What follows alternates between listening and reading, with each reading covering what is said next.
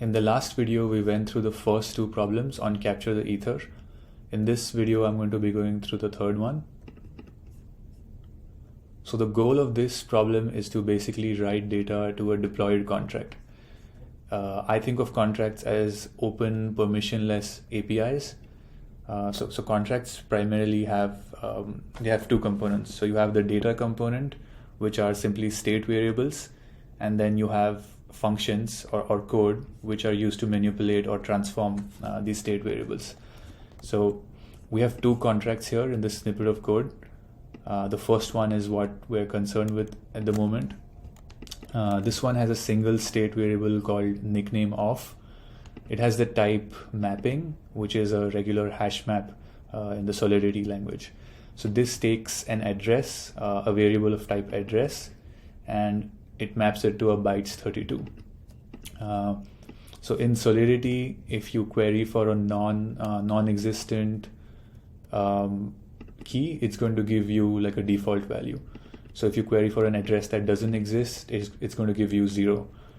Similarly, for other data types like Boolean, it's going to give you false, and so on. And the second thing to note about the mapping data type is that you cannot like enumerate keys. So if you have a collection of 5 objects, you can't write a for loop, for example.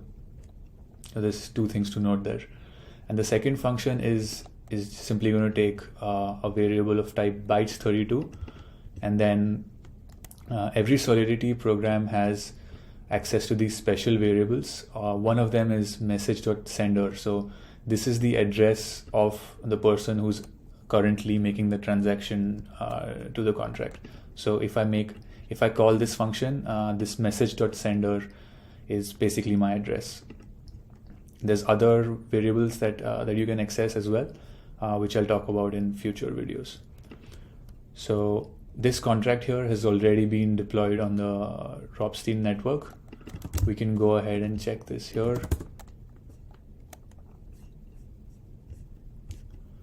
So currently this contract hasn't been verified. If it were verified, you could see like a green tick mark here, and then you could directly use Etherscan to interact with it.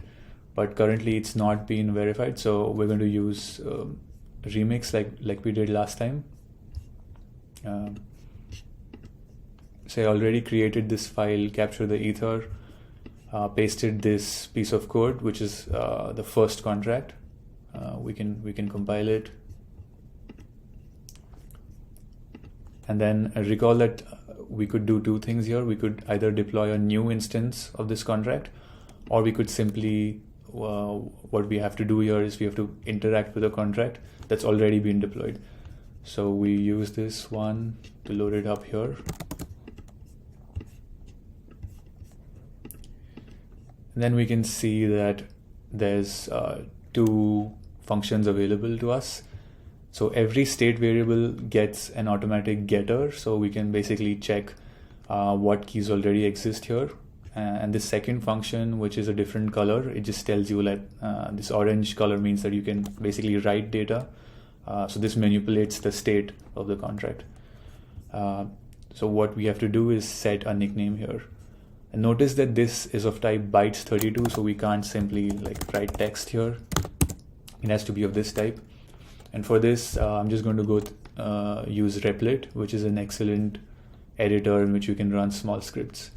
So I've used the Ethers library, which is also a very useful client library in JavaScript which is all sorts of useful functions that we'll use later on.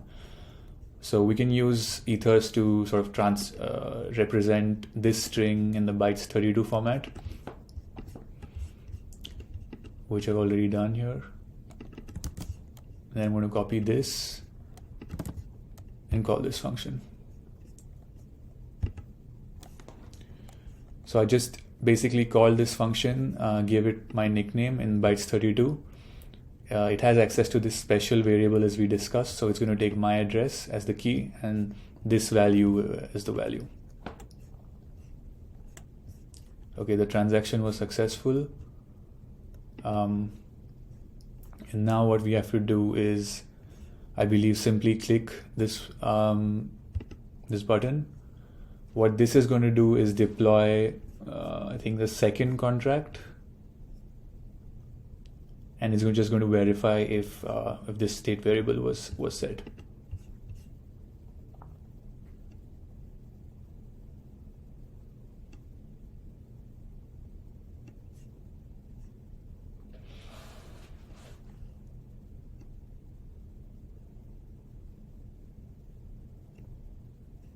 Okay, so this challenge contract was deployed on this address, and then we simply have to check, call this function to confirm that we've completed the challenge.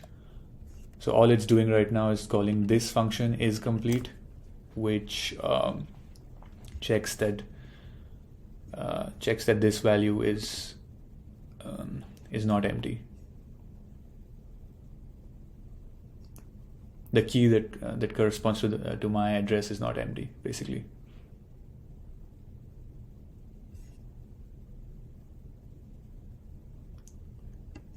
Right? Okay, so now it's done.